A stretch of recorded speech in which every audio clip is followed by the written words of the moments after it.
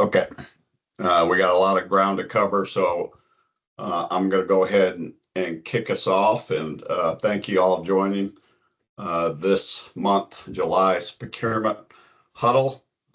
We are featuring sourcing this go around, something that's very near and dear to my heart. I think many of you know that I used it when I was at the University System of Georgia. I think it's been in play for just about 3 years or so, and the tool is just incredible. Every tool out there has its upsides and downsides, but I think you're going to see more of the upside on this. And what I love about it is that uh, suppliers don't get eliminated in the process as easily as you did in the past, where they could forget to do a form or they move through it and they don't even recognize they failed to do something. This tool helps walk them through that, so you have less eliminations on the admin review. What's also really nice about it is that the internal communications, the way you can monitor suppliers in their inputting of their response, and then also how your evaluators are coming along, or if they're slacking. You can ping them and say, "Hey, I can see that you haven't did anything yet on your evaluation tool." So it puts a bunch of stuff at your fingertips and makes sourcing so much easier to do. And I've always been a proponent of the Jagger sourcing module. It's been around for a while. There's some new enhancements coming as well in the future. So I'm excited that this is the procurement huddle for the month of July. And next month we'll be featuring the P card, because there's some changes that are coming with the P card with the Georgia at Work system when we get ready to roll that out. So I want to make sure you all in the loop. This is designed for you all. The reason why we're doing these monthly huddles is to get as much information to you and let you also provide us feedback, especially after implementation. That's when it's going to become critical. This will be your place where you can voice concerns or positive or negative things so that we can adjust. And we could also share with you trends that we're seeing in the system to help prevent people from making the same mistake over and over again. So it's designed. Our presenters is Madhavi, which is one of our great IT developers. She's in this thing head and shoulders. I don't need to introduce Mary Chapman. Everybody knows Mary Chapman. She is awesome as always. Rebecca Kay is leading. She is the operational lead, or correction, I take that back, the operational lead in supplier management, which has an interface with this tool. So she's part of that. Carrie Steele, SBD Agency Sourcing. Most of you have had an opportunity to work with her, and she's played an integral part of this as well. The operational lead, of course, is the senior category manager, Alex Stewart, and she also helps lead the entire Jagger module, making sure all the pieces are fitting together and they're not running separately in a silo, which has been really good place for her. And Kaja Williams is the BA manager for all the IT resources within SBD, and she's just been newly promoted into that role. And I will tell you what, she is moving like she's always been there. I mean, it's been great to have her on the team.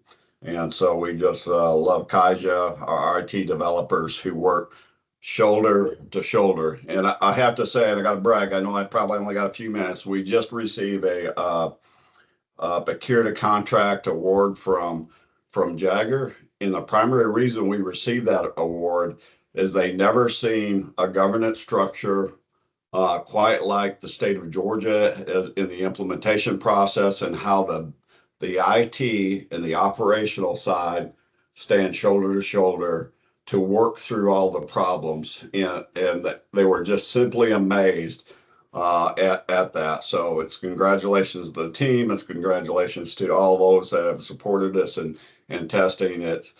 It's made us where procurement is standing in the green today, that we are ready to go live. And it's because of all your support. It's these things like the huddles and your participation and all the folks that are in the team that I just mentioned. So our agenda today,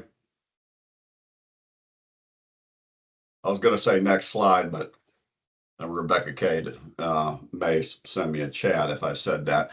So key benefits and changes of the strategic sourcing.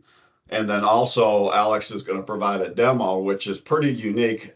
And I like this thought is, what is the supplier going through? We know what we go through when we start training and doing all that side, but we don't always necessarily see what the supplier sees and how they navigate the system. So you're going to get a unique view to understand what the supplier goes through. But again, thank you for your time. I know you're all busy, all the things that you have to do and accomplish to participate into this meeting, and your feedback is critical throughout this entire process. So thank you. And with that, I'll turn it over.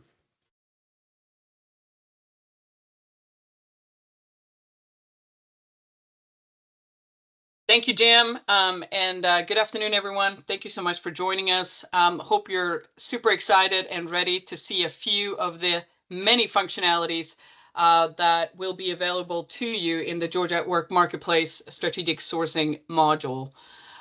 Just like Jim mentioned, my name is Alex Stewart, and I am a Senior Category Manager on the IT Strategic Sourcing team with DOAS. So in my daily work, I source statewide contracts for the IT portfolio. And for the Next Gen project, like Jim said, I am the workstream lead for strategic sourcing. So before we kind of get started with the demo, like Jim mentioned, we're going to set up a RFQ. You're going to see me release that RFQ, and then we're going to see it from the supplier side and how that response looks like. But before we do that, we just have a few slides to provide kind of an overview of what strategic sourcing is and some key changes and benefits. So for some of you, this is information you already know, but for those of you who do not do sourcing events or developing sourcing events on a daily basis, this may be new information. So strategic sourcing is a key procurement activity. In my opinion, it's the most important, right? To support the state's selection of suppliers, to provide quality goods, services, and technology at competitive pricing. So it encompasses all of the steps in the state's competitive solicitation process. So for those who know, we work under the structure of the 7 stages of procurement. So the sourcing module of Georgia at Work Marketplace will be used to create, publish, manage, and award solicitations, as well as taking that solicitation directly into the contract module to create the subsequent contract, as well as, if you need to, also onboard any bidders that need to be approved and onboarded to suppliers. So just like Jim mentioned, the sourcing module will be connected with the supplier as well as the contracts module. All RFX event types will be sourced in this module. So the RFP, your RFQ, your RFQC, and RFI. The sourcing module will be integrated with the GPR, the Georgia Procurement Registry. So just like today, the RFX events will be publicly posted directly to the GPR from this module. What is not changing, super important, is that sole source and cooperative notices will still be managed directly via the GPR. So again, the GPR is not going away.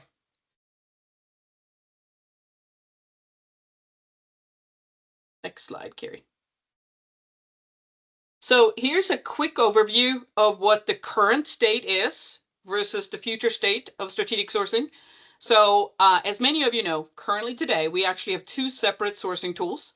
So our University System of Georgia and its institutions, together with GTA, are using the so-called Jagger Sourcing Director tool today, while all the rest of the state entities are using Team Georgia Marketplace and PeopleSoft. So in the future state, we'll all be on one sourcing system, which is truly super helpful. All of our suppliers will, respond to bids the exact same way. When it comes to bid posting today, if you award in PeopleSoft, you also have to log into the GPR and ensure that NOIA and NOA is posted. Today, that will go automatically in the future, right? So in the future state, that will go automatically, and it will automatically go straight from the system to the GPR. We will also have be able to utilize agency-specific workflows in the new system that we don't have today, which is very helpful, especially from a event request functionality, which is a new functionality in the system, where you can have your departments in your agencies that are requesters that sometime will probably today email or call you to say that they need something sourced. They can actually utilize new functionality in the system to request those goods and services to be sourced instead. We will have specific and new sourcing templates that are set up with questions, prerequisites, attachments in the new system. So even though some of the templates are set up in PeopleSoft today, the new templates in the future state will be even further developed and much more specific and built out. Today, when you have Q&A from suppliers, they will most likely email you and you have to email them back, as well as cumulative, summarize all those questions in your Q&A and then post that. In the system, in the future, you will actually have an interactive Q&A board. So you can directly respond to questions in the system. You can do it publicly to all suppliers, or you can also send questions directly to a supplier if there's a specific need to do so. So the Q&A board is a brand new functionality and it's super helpful. Something else, and this is not the least of it, very important today when you do your RFPs and RFQCs and you evaluate your technical scores, you'll do that outside of the system with those massive spreadsheets that we use. Now, going forward, we can do that directly in the system where your evaluators, or as they called in the new system, panelists, can log directly in, view all of the responses and score them directly in the system. So again, these are just some of the key changes and benefits, but there's way more that you will see once you get into the system. But it was so fun sending attachments by email, those large files, especially for our Apple users. Right. Thanks, Jim. So just a quick reminder, like I mentioned, the Georgia Procurement Registry is not going away. So events, the artifacts events will be posted directly publicly to the GPR via the new system and integration. And as well as you're still going to use the GPR for all your sole source and cooperative purchasing notices. I actually love this slide, so kudos to our comms team and for everyone working on putting this together. So this is one example of what a sourcing event process flow could look like. So as you can see at the bottom, we have added the sourcing stages of the 7 stages of procurement. But in the middle, you can see in that orange box that one example could be, just like I mentioned, that a requester initiated a sourcing event request in the system where they're submitting what they need and all the information that they do need. It can go through a specific workflow. So if they're buying an IT related item, you can actually ad hoc an approver in so that IT can review and approve before you even source it. If it's an asset, you can have an asset approver. You can have your department head or your budget head ensure that they have approved before it even goes to the procurement shop so that you know that the funding is actually set aside once you get to an award place and can issue the purchase order. So that is one option that you can start a sourcing event from. So then that request will go into the workflow to the buyers that will then create the sourcing event and publish it just like we do today, but use it in the system. It will then publicly go to the GPR. The suppliers will access it from that supplier portal, like I will show you later today in the Georgia at Work Marketplace for supplier. You can then go back and forth with communication via the Q&A board, as well as then the supplier will submit their response in the system, all their attachments. Then once the event closes, you can use the evaluation tool, like Jim mentioned, for RFPs and RFQCs, where you then have your panelists and everyone logging in to evaluate in the system right away.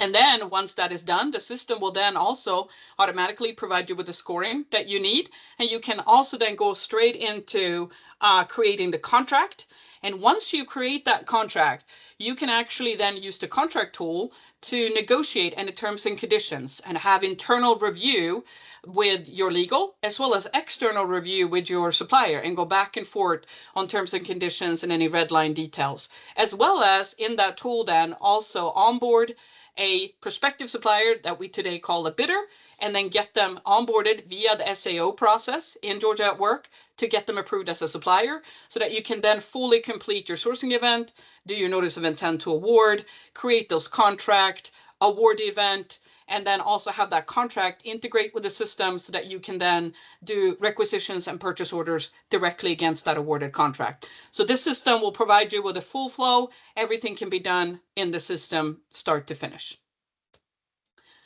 Mary, Jim, Rebecca, before I move on, did I miss anything? I think you're good on my side. I think you Could got it not all. have said it Alex. better. That was awesome. So just a quick reminder before I steal the screen from Carrie here and start demoing and kind of sharing the system. In addition to Jim, Carrie, and Mary, and Kaisha and Rebecca and Maravi, we also have our training team here. If you have questions, while I'm sharing, it's going to be hard for me to answer them in the chat, so the whole team will help us out. And if there's something that we should address, for everyone as a question, we'll do that as well. But what I'm going to show you is a complete testing system. So be aware this is a test event. I've kind of mocked up an event that has a couple of different functionalities in the setup so that you can then see it from the supplier side and what it's going to look like. I also have recruited a great team of test suppliers that is going to respond to the event live as I post this. So bear with us as we work through this. It worked earlier today and it was great, but we're actually going to release the event and then have it live and open during the session today, and then let our suppliers respond. And then I'm also going to show how that looks like from the response side.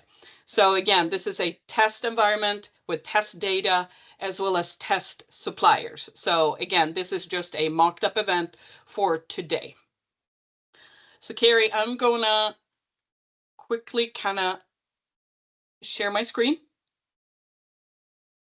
So for the purpose of time, and I love stretch sourcing, so I can get really deep and really fast talking because I love this subject. So just be aware and tell me to slow down if I go too fast. So I've already logged into Georgia at Work strategic sourcing module. This is actually one of our brand new test sourcing dashboards that we're hopefully going to put live in production, where you as a buyer can actually see your sourcing event summary. So if you have multiple sourcing events going on, you can see them and sort and filter them by status. So if you have completed, withdrawn, the ones that are open, drafted. You can also, if you are an APO or a CUPO, for example, and you have several buyers in your procurement shop that all do sourcing events, you can also view it by event owner, event type, etc., so that you can see what all is going on at the same time. We also have action items over to the right on this dashboard, where you can see if you have any event approvals or if you have any event request approvals coming your way for requesters in your agency that have submitted items that they would like to see sourced. We also have quick links that you can quickly go to the step of creating a new event, where you can see what you have to approve or create new contracts. I love this one too. We've also put in a little box here for training resources, so that once we have all of our job aids ready for Georgia at Work, you can quickly find them and literally click that. It will open in a new window and you'll get to all the job aids. We also have an event search feature where you can quickly search and get to an event if you know the event number and search that way. And then you can also see down here at the bottom what approvals you have coming in or something that is in a status. So great feature to use these dashboard to quickly kind of know exactly where to go. In Georgia at Work sourcing and contract modules, you'll have this left-hand side menu. And this left-hand side menu will depend on what you do daily in your job, as well as your security access. So in this case, again, I'm in a test environment, so I have access to everything, but I have access to the contracts module as well as the sourcing module. So in this case, I'm going to quickly just show you how to quickly start creating an event. And then I'm going to jump into our mock event so we can kind of soon get to that supplier stage. So under the sourcing module, you can go to create new event. And in this case, you will get a title. So I'm going to do just a test title here. And then in this case, your entity would show up automatically. I have access to multiple entities, so I get to pick. But for all of you, your entity will automatically populate it in the entity field. Then you click next, and then you will pick your event type. In this case, I'm going to do a request for quote. And automatically, we have templates populated. So what we've built for you is we have built RFQ, RFI, RFQC, and RFP templates in the system that will provide you with a start so that you have basic questions to start from. You have cost line items to start from. You have documents and buyer attachments to start from, etc. So this gives you kind of like a head start for you to kind of quickly be able to build your event from that template. So then once you've picked what you need to do, you create a sourcing event, and then it will create this in the system here, and it will give you all the setup. So in this case, I'm gonna go back and just find the mock event that I'm working with today.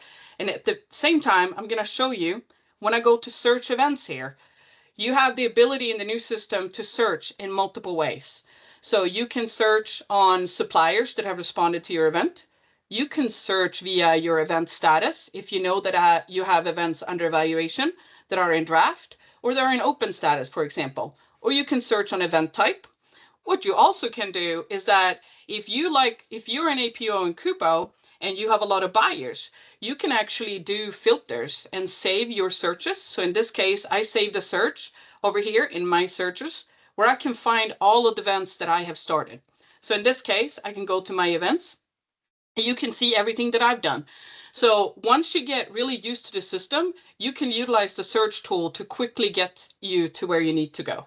So in this case, I have drafted an event today that we're going to utilize that I'm going to post here in a second. So in this case, our Georgia Forestry Commission, they are in need of a helicopter. So we're doing an RFQ for a helicopter. So as you can see, as soon as I set this up, it gives me the event type, what the entity is, and then my event number. I have also already added my NIGP codes. You will always have one NIGP code as a minimum, obviously, so that you can get that NIGP forced supplier invitation. But I've also added a couple of different additional NIGP codes as well. I have done my estimated amount. I have done my public, like short description of what I'm buying. In this case, I'm looking for a new Bell helicopter. And then I've also put my dates here, my open and close date. So in this case, I'm going to try and release this one here in a few minutes. I'm going to change that to 30 real quick. Anytime you set up an event, always quickly and often save your progress so that you don't lose any work done. As you can see on the left-hand side here, it will give me green check marks if I have completed a section that is required to complete before I can release my event. And I want you guys to keep this in mind because the supplier, when they respond, will see the same thing. A supplier will have to complete all required items on the left-hand side of the event to be able to submit their bid. So also very important. So the next one I'm going to go to, again, I'm going to quickly kind of set this RFQ up. So I'm not going to go through everything, but this prerequisite section, these are templated items that the supplier, all the suppliers who are bidding, have to agree to before they can respond to the event. So in this case, they have to agree that they have read the instructions on how to respond to the bid. They have to agree to the proposal certification and certificate of non-collusion. And this form will show up to them on the supplier side. I also have that they have to agree to how they should communicate with staff during this open event, as well as the details of the Q&A board. So in this case, I have 4 prerequisites here. You'll see the supplier side a little bit later, but they have to agree to all these items before they can respond to the event. So that's how the prerequisites work. kind of closely related to bid factors in our current system. Buyer attachments, these are where you as a buyer can add all the attachments that you need for the supplier to view. So in this case, I had a few that were templated, such as the evaluation and contract award details. This is something that they can download to see how we evaluate and award an RFQ per the 7 stages of procurement, the tax compliance form, insurance requirements, e-verify, and the sample trade secret affidavit. What I also did is that since I'm looking for a helicopter, I also uploaded the state entity contract. I also uploaded the ERFQ template, a supplier response submission checklist so they can ensure that they have responded with all necessary documents, as well as the virtual offers conference announcement. So those are the ones that I added. The good thing here, and which is a new feature that you can't do today, is that when you do add attachments here, and I'm going to duplicate my attachments just to show you what it looks like. But if you add attachments here and you add new attachments, you can go directly into your files and add multiple attachments. So you can actually go in here, highlight everything that you need. If you have all your attachments ready, click open, and they will all upload at the same time. So something that can't be done in the current system, but that's what you can do. You can do multiple uploads, and that works the same for the supplier. So the supplier, when they upload their supplier attachments, could do the same thing. So since I've already uploaded them, I'm going to click close here, but automatically, they would automatically upload here as soon as all of these says 100%. The next section here is just for me to see that this is where the supplier attachments will be once the supplier submits their bid.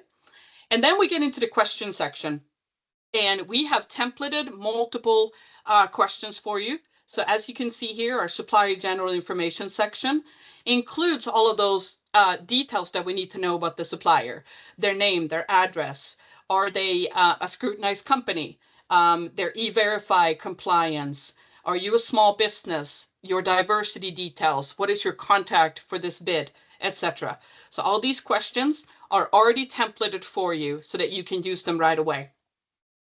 What I also added is that I'm adding a section for mandatory questions. Remember, this is an RFQ, so I'm adding mandatory questions. So in this case, I have added a contract exception question, and this is super important, and you'll see this when we look at the supplier side. So the contract exception question is, do you have a red line contract, or do you agree to the terms as is? And what we have done is that we've added a conditional question. So based on supplier's response, they will potentially need this other question to respond to. So if they answer yes to this question, that conditional question with contract exceptions will pop up for them in their response, where they can then upload their red line document. So a cool feature is that you can do conditional questions, and you can use that a lot of ways with flexibility in the system, especially for RFPs. So stay tuned for that. I would love to do a different session later where we can do those things. I've also added some product specific questions where these are yes and no, but I want to show you guys something. When you add a question, you have multiple ways that the supplier can respond, right? So you have, I think, 8 or 9 response type options when you create your questions. You can have text, multi-line, numeric text block. You can do your own drop-down list. You can do multiple choice. You can have a file upload, etc. So when you add questions, you have multiple options on how you want the supplier to respond. And one thing that's super important, which Jim mentioned, is that as soon as you click that the supplier response is required, the supplier cannot move forward and submit their bid without responding to the question. Okay, so you can require the response so that to ensure that they cannot miss anything. So super important. A required question will be highlighted with a star. So everything that you have as a star will be a requirement. So something else to know. What I also did with 1 or 2 questions here, and I'm not going to go deep into that, is that you can also disqualify suppliers via the system by having a disqualifying question. So based on their response, if they say answering no to something that is a requirement, you can put it as a disqualifying the response, where the system will disqualify them automatically. So I'm not going to go in deep to that, just want to kind of tell you about that functionality that exists. When it comes to line items, these are cost line items. So just like you do line items in PeopleSoft today. So all of our templates, except for the RFI, and I'll come to that in a little bit, have line items. And the reason for that is because you cannot award an event unless you have a line item. So all of the templates come with a minimum of one line item added. So what you need to do as a buyer is to ensure you go in and edit that line to ensure that it matches what you're buying. In this case, I added that I'm looking for a new Bell 205 helicopter. And I actually added, supplier agrees to provide a brand new Bell helicopter in accordance with the attached spec sheet. So on the question, you can actually attach documents as well as any follow-up questions that you need the supplier to respond to, such as, I'm looking for a specific brand, tell me the brand, or tell me the manufacturer brand number, etc. So you can have follow-up items. In this case, I'm also looking for a service line item. So I have a product line item and a service line item, and I have both labeled them as required to ensure that the supplier have to respond before they can submit their bid. So in this case, I'm also asking for a 1 year of service and maintenance. Real quick too, on both the line items and your questions, you can utilize this add import tool where you can actually export all your lines as well as all your questions into a spreadsheet, and you can modify lines and questions via the spreadsheet and then use the import tool to update them into the event. So this tool has lots of functionality and it's very open to you to use them however you feel. I need to get this out here for all of our test suppliers, but I want to show you here too that based on my NIGP selection right now, 262 suppliers are going to be invited. Again, this is a test environment with test suppliers. So in a real scenario, you may have 2,000, 3,000 suppliers. But in this case, I have 262 suppliers. So as you can see here, I have green check marks on almost everything. But right now I have a warning sign on my setup. And that is because I had put a release date of 1:30, but it's already 1:32. So it can't be released. So I need to go back here and change this release time. And I'm going to put it at 35. And then I'm going to leave it open for 15 minutes so we can show you guys what it looks like. And I'm going to save that. And then now I have this review and submit where I can submit my event that it's going to get posted. Something I want to just quickly talk about, and we can do a different session on this as well. Down here in your tools section is where your Q&A board sits. So if the supplier in your Q&A period ask any questions, this is where you will find them. And this is where you can actually respond to suppliers directly, or you can actually respond publicly. You can also utilize our Q&A template where you can respond to multiple questions and then upload them via that Q&A template as well. So just a quick note of that. Team, anything I missed before I submit this event? Looks good, Alec. Perfect. So again, this is just a test scenario. It was very quick setup of this, but so that you guys can see it. But there's a lot of functionality on how you set up your event with questions, prerequisites, your attachments, etc. So I'm going to submit this. And one thing that is the most easily missed by our buyers is that we have set up a workflow approval that the buyer must do a final review before it gets released. So as you can see, this event is pending approval and it must be approved before it can be opened as scheduled. So I need to do one more approval here before it can be released at 1:35. And that is truly for the buyer to do one more check of everything. So again, this event is approved. It will be open to suppliers at 1:35.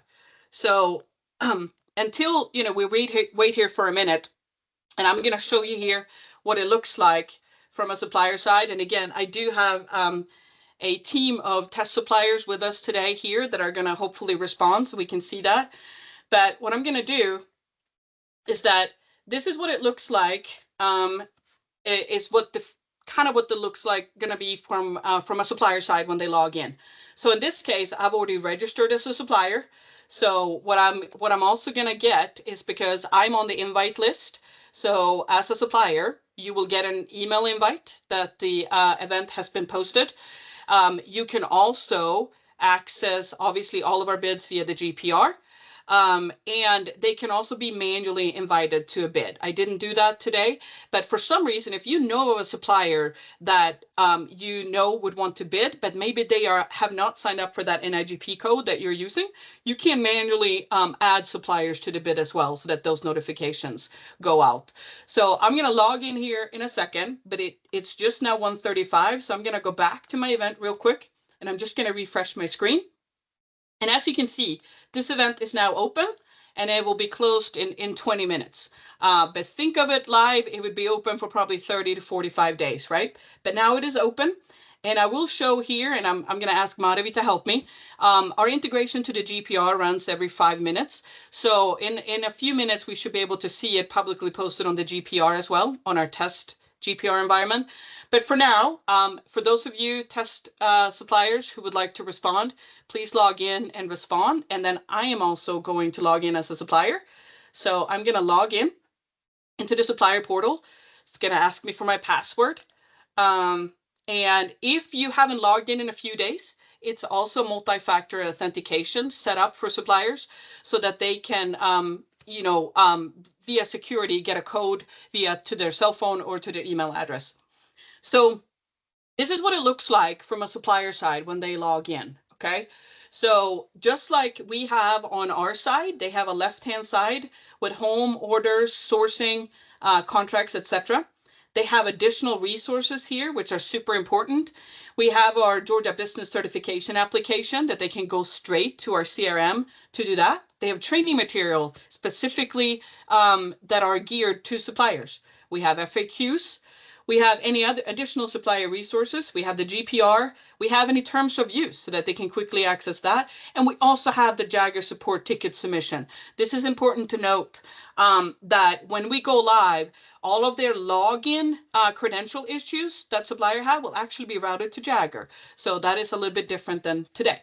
But we also have our procurement support desk contacts here. So as you can see, we have sourcing events here in the middle. I can go to our public opportunities site and see the event as well. What I'm going to do is I'm going to go to search events, and I'm going to click open events, and I'm going to search. And here is that helicopter procurement huddle event. So this is what it looks like from the supplier side. So in this case, I also got notified via email. So Rebecca or Madhavi, if you don't mind taking a screenshot of what it looks like from the supplier when they get that email invite, that would be great to see in the chat. So in this case, I'm going to view the event. And as you can see, it tells me all the information I need to know. It tells me the event title, the event type, the event number. It tells me who the issuing officer is, and it tells me the purpose of procurement. So it tells me that I am, bidding on a helicopter, and it's the Georgia Forestry Commission looking for this. So here I can set my intent to bid. And in this case, I do. I want to set my intent to bid. And the supplier can also choose to no bid, which is something that you'll see on the issuing officer's supplier response side later if someone sets their intent to no bid. So I'm going to put my yes, intent to bid. And then you can see here right away, my prerequisites are required to enter the bid. I must complete all of these before I can enter my bid, right? So these are a great way to see right away that if you have things that they have to agree to beforehand, these are where you put your prerequisite and where they have to agree to them. So just like we have on our left-hand side, you can see here these green green check marks. Again, for the supplier to get to the review and submit, they have to complete all green check marks to be able to do so. So in a perfect world, right, the supplier should always download all necessary documents, read them, and then respond accordingly, right? So they should download the ERFQ instructions to suppliers, ensure they've read it, click the box to certify that they agree. They should read the proposal certification and certificate of non-collusion. From this page, you can actually set that, and I agree, and it will check it. Same thing with restriction of communications to staff, etc. So in this case, I'm going to click these to ensure that I can move forward. But as always, we should instruct our suppliers to download everything, read, and then agree. Save progress. So I wanted to say, I've saved this progress right here, right? And then you can see that I got a check mark on my prerequisites. I'm going to quickly show you guys something that's super, super cool now for the issuing officer, is I can, as an issuing officer, go back to my event. And under evaluations, I can click here on supplier responses. And I can now see who has intended to bid and what their progress is on the response. So as you can see, Cotter's Copters, that's Rebecca, by the way. She is quick. She's already responded to the event, right? And you can see that the percentage of people who are in progress. So you can see the response in progress for these 3 suppliers, and you can see that these other 4 have set their intent to bid, and that's it, right? So, and you can also see the ones who have not viewed it. So you can monitor this to see all your suppliers' progress. So if it gets close to the end date and closing time of your event, you can kind of nudge your supplier, ask them a question, or send an additional invite to say, hey, this event is closing in 2 days. Please ensure that you get your bid in time. So something super cool that you can see here. So we'll follow this progress. I'm going to go back here to my questions. So now when I have these 3 check marks, I do know that when I read my ERFQ instructions that I need to attach some attachments. And that's what I do to here in my supplier attachments. So in this case, I'm going to add new attachments. Just like as the issuing officer, the supplier can do this in mass upload. So I'm going to upload my red line state contract. I'm going to do my certificate of non-collusion, my e-verify, my tax compliance, my general information sheet, as well as supplier experience details. So I'm going to upload them as a supplier. They'll all upload. I'm going to save the changes here as soon as that gets done, and they will all be there. Okay. So again, super easy for the supplier to also mass upload items. As you can see, we have plenty of questions that were marked as required that I need to go through.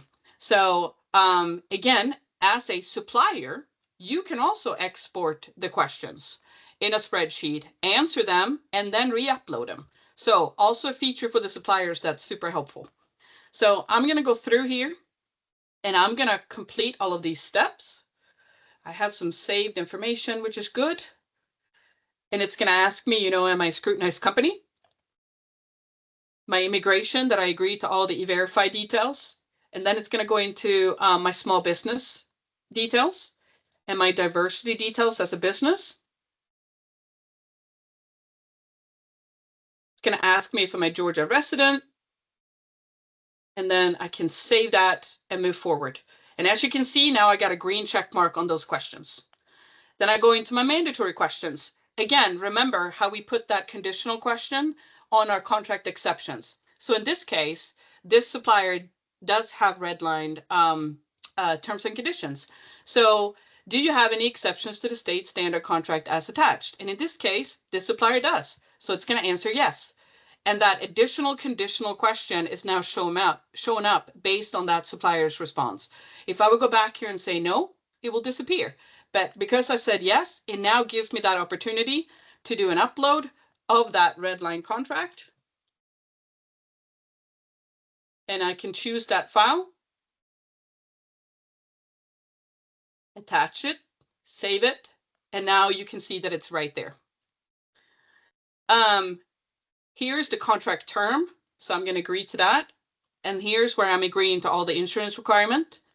And then here's all my product specific questions where, in this case, I also ensured that these questions are pass and fail. You often see this on our mandatory questions workbook that you guys use currently, that you upload, that those are pass and fail. In this case, I actually added those instructions to this section for the suppliers to see that to be considered responsive, responsible, and eligible for award, you must answer all questions with a yes to pass, okay?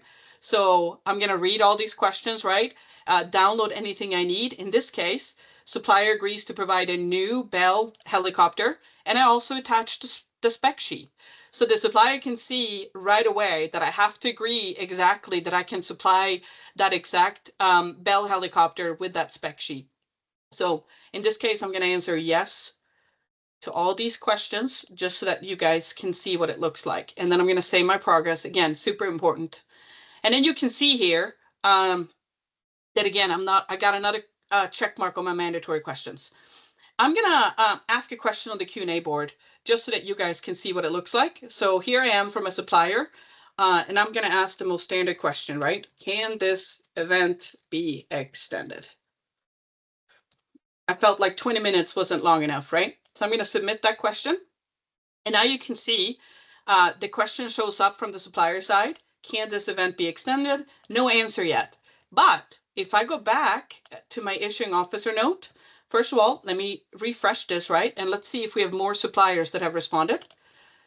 As you can see, I have now, 7 suppliers that have responded. And then myself here, I have 93%. So again, you can see this live real time on suppliers progress. I should now, as an issuing officer, also be able to access my Q&A board and see in this tool that I actually have 2 questions. I have, can this event be extended? Can you please extend the event close date? So you can see that supplier 3 here and Eli Copter are the ones who ask the questions. I don't have much time today. Mary, if you want to chime in on the Q&A and how you can respond, and I'm going to continue to respond, but you can respond directly to the supplier, or you can do a public Q&A response for the questions as well. So Mary, take that away as I continue to respond. You got it. And that was a great question. And I'm glad Kathleen shared that. So today, team, you guys are familiar with the SPD Q&A template that we have. So it's a form that's published to our 7 stages. And so today, it's the state buyer that uses that document to consolidate and list all the individual supplier questions they received via email. And then that file attachment is published to the PeopleSoft event. So that's how you share supplier questions and then share the answers with all the suppliers that are interested in bidding. The Q&A board eliminates the need for suppliers to email you directly. Instead, they can post the questions to the Q&A board. And so the nice thing about this, y'all, is if you're doing multiple solicitations, you don't have to worry about them getting mixed up in your inbox. The specific questions will go on the Q&A board for that specific sourcing event that you're doing. And so the supplier can post an individual question, just like Alex showed, and you as the sourcing event buyer, you can post individual answers as well. But what we encourage our suppliers to do, let's say you have a supplier that has 15, 20, 25 questions. We don't really want them to have to post 25 individual questions. Instead, what they can do is just do one posting, but put a file attachment on it with all their questions. And then you, as the sourcing event buyer, can download that file. And then when you're ready, actually post your own separate posting to the Q&A board with all the questions and your answer. So there's a lot of flexibility there. So I'll put that written answer in the chat, but that was a great question, Kathleen. Thank you. So back to the supplier here. The last item we have is the items, right? So as you can see here, just like we showed, my product line item shows up as well as my service line item. And these are highlighted as required. So the item section is not checked off yet because I have not provided a dollar amount in the unit price of what I am bidding for this helicopter. So in this case, I'm going to bid 875,000. I'm going to save that. And as you can see, my grand total for the bid is updating at the bottom. But don't forget, I still don't have a green check mark because I cannot forget. I also have a service line item that I have to respond to. And that is, what is your 1 year of service and maintenance for the helicopter? So in this case, I'm doing 65,000. And as you can see now, you'll see at the bottom where the product and the service line item gives my total bid for 940,000. Okay, so as soon as I did that and saved, as you can see, now I have a little green, like a yellow warning sign here, where I now have the ability to review and submit. I have all my green check mark. I have saved my progress. I ensure that I have uploaded all my supplier attachments. This tells me that I have answered all the questions that were required and all other requirements as set. So if I go to my review and submit, you can see all sections are now complete and you may submit your bid below, okay? So you can see everything is required, and then you certify, and then you submit your response, okay? So now you can see, and from your search here, you can actually go back as a supplier and go to search events, and you can filter by finding your submitted responses as submitted response status. So search, and you can see everything that I've already submitted. And you can now also go in and view that submitted response. Or if you have time, you can also go in and update your bid if needed. So very important, the supplier can, as long as the event is still open, go in and update their bid. So super important. Rebecca, anything I missed from a supplier response perspective? No, Alex, I mean, you can, if you hit the home key or the home page, it'll also show you, your sourcing events by the list there that shows you the events that are open and closed and awarded that you have responded to under My Events or have been invited to. So that's another space you can go.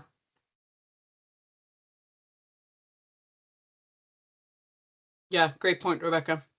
And something to just mention here as well, real quick, is that if you for some reason have not been invited to an event because your NIGP code may have a mismatch or something, you can always go to the GPR as a supplier, right? Which is what we recommend.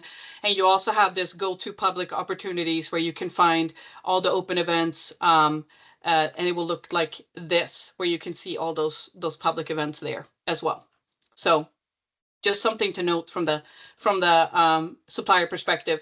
Also up here, just like as a buyer, the supplier have their profile that they can update, and they also have notifications. So you can see if an event has closed or that you got invited. So just like we do on our side, the supplier side looks very similar and basically the same with a few differences, but they also get notifications within the supplier portal.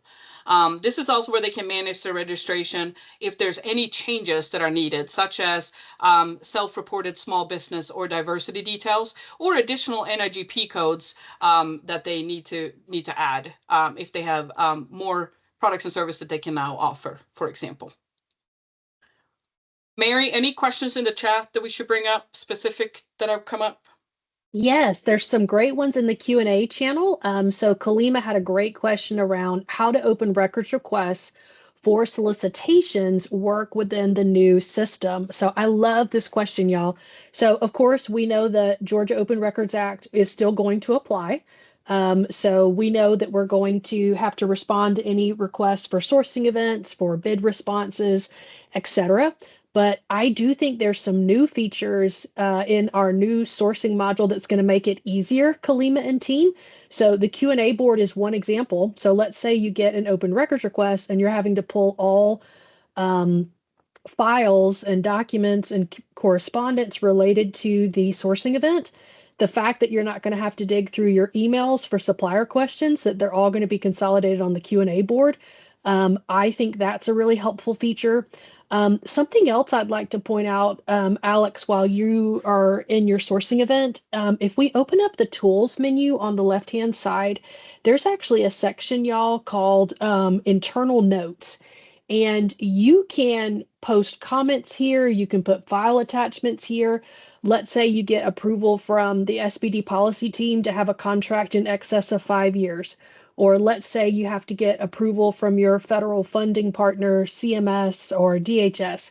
Anything you want to consolidate that belongs together with your sourcing event, you can organize it here. And so that can make it easier for folks that are helping you. Or again, if you get an open records request. The last thing I'll mention is the panel questionnaire that Alex mentioned for the technical evaluation process. So again, all of the scoring is going to be in the system. I'm not having to go search and find all these separate Excel workbooks and try to consolidate all the different versions together. So I'm hoping that these new features will make us a little bit more organized when it comes to our sourcing files. Thank you, Mary. So I know we're out of time. We only have a few more minutes, but I just wanted to show you, as the event now has closed, what it looks like. So in terms of supplier responses, I had 8 suppliers, and now as the event is closed, you can see their total bid. So you can see everything, and you can also see right here how Cotter's Copters were automatically disqualified by the system. And that is because I had a question where I said that if you answer no to this question, you will be automatically disqualified. So again, just a feature you can use if you want to on your questions. Again, be very careful and mindful when you use it. But the system can automatically disqualify someone if you have set it up right, and the system will do so automatically. So then you can see here that I have 100% on these 7 suppliers. So you can evaluate this by export all responses, and you will see them all in an Excel spreadsheet. You'll have your line items with the costs, as well as all the questions. This is super helpful when you do your admin review. So you can do this spreadsheet evaluation. You can also evaluate all their attachments, so you can do 2 downloads there. What I'm going to show you real quick is just evaluate all responses. So in this case, it can only show 5 per page, but you can kind of see them side by side, the suppliers on their line item, and what it looks like. You can also see their question and answers further down here on this page as well. So this is a great tool once you start that so-called evaluation and award process. So I'm going to quickly just show you a really cool feature that is brand new. But what you can do here in your scenario is, in this case, it's an RFQ. I'm going to say that all these 7 suppliers in my admin review, they were all responsive and responsible. Therefore, we're moving them forward. And I'm going to do a single award. So the RFQ system is set up that I can do a lowest bid price, and it will automatically set my award. So I can do my lowest bid price here, and it will tell me that this promotional product is my lowest price, right? This is a pretty cheap helicopter for $6,000, by the way. So if they were responsive and responsible, I'll go for it, right? But as you can see, this is now saying pending award. And I'm just going to quickly finalize this just as a test to show you what this is going to look like. But once you have finalized, Trina, once you've finalized that pending award, again, you have not done an award here. You have not done your notice of intent to award. It is still under evaluation. But as soon as you set that pending award and finalized it, you will now have the ability in your scenario breakdown to create the contract. Okay, so super helpful tool. This is how the sourcing module will be connected with the contracts module. So say, for example, that this supplier had also submitted a red line terms and conditions. You can now create this contract header and set this agency contract up with all the details that you need. And I'm going to quickly get there.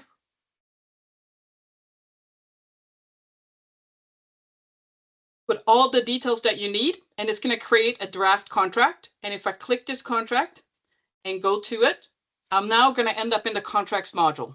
So I'm not going to, I'm sure there will be a huddle where Kyle and Oz can go through this. But what we can utilize here is that all the attachments from the sourcing event are now put automatically into the contract.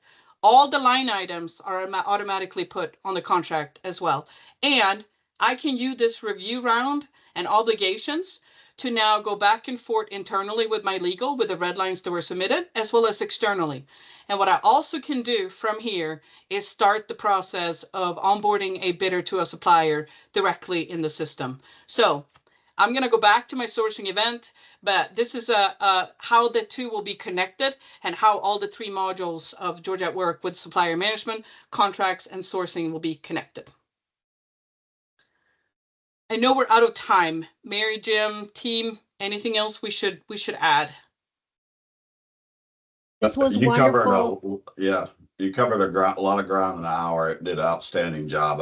I mean, you get, see the amount of work that's been put into this in the integration. That's outstanding. If you're not excited about this, you ain't got a heartbeat, because this is exciting stuff.